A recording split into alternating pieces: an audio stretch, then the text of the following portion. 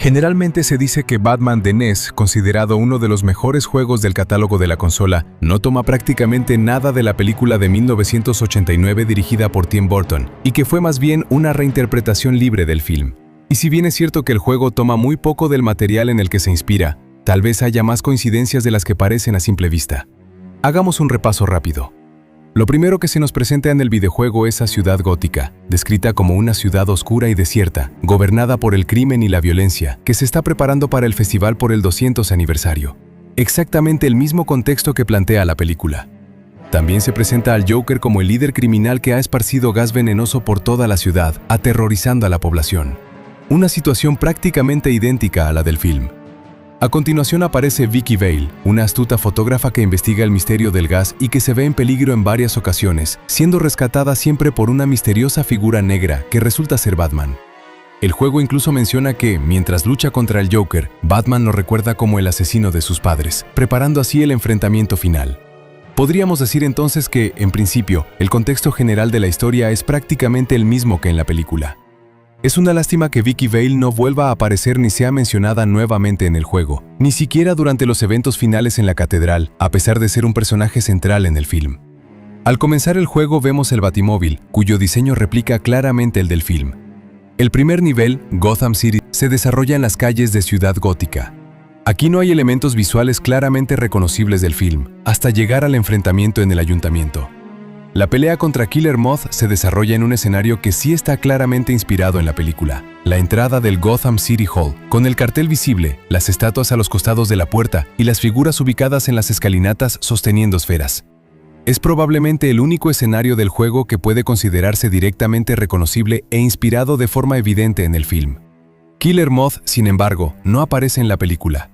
Pero tampoco es un invento de Sunsoft, se trata de un villano proveniente de los cómics de Batman. Tras derrotar a Killer Moth, vemos a Batman disparando con las armas del Batimóvil y partiendo en dos un portón metálico. Esta escena remite directamente a la película. Luego llegamos a Axis Chemical Factory, la fábrica de productos químicos donde, en el film, ocurre la transformación del Joker.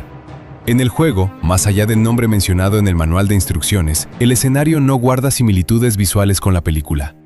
Más adelante el Joker pronuncia la icónica frase: «¿Has bailado con el diablo bajo la luz de la luna?».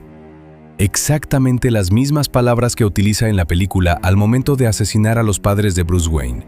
Esto refuerza la conexión entre ambos y establece definitivamente que el Joker fue el responsable de ese hecho. Luego atravesamos escenarios como Underground Conduit y Laboratory Ruins, niveles completamente originales que no aparecen en el film, para finalmente llegar a Gotham City Cathedral, donde sí se desarrolla la escena final de la película. La secuencia comienza con Batman volando el Batwing, una referencia directa al film. El ascenso por la catedral no replica exactamente lo visto en pantalla.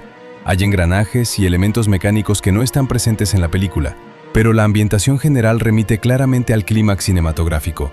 Al llegar a lo más alto se ve el campanario, escenario que sí coincide más con lo visto en la película, y debemos enfrentar primero a Firebug, otro villano tomado de los cómics, antes del enfrentamiento final contra el Joker. El Joker nos da la bienvenida de una manera similar a la película y utiliza un revólver de caño largo, muy parecido al que emplea en varias escenas del film. Tras derrotarlo, Batman le dice: «Sé que asesinaste a mis padres. Ahora vas a bailar con el diablo bajo la luz de la luna». Y lo arroja al vacío.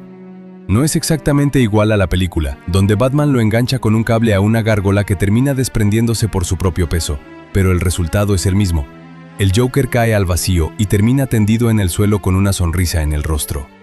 Batman de NES es, probablemente, uno de los videojuegos basados en películas que menos elementos toma directamente de su material original.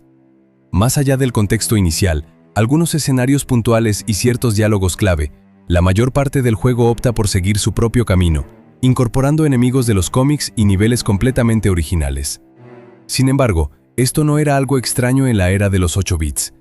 Las limitaciones técnicas, el diseño enfocado en la jugabilidad y la necesidad de extender la experiencia hacían que muchas adaptaciones tomaran amplias libertades creativas. Y aún así, o quizás justamente por eso, Batman de NES logró convertirse en un título memorable, no por su fidelidad al film, sino por su propia identidad como videojuego.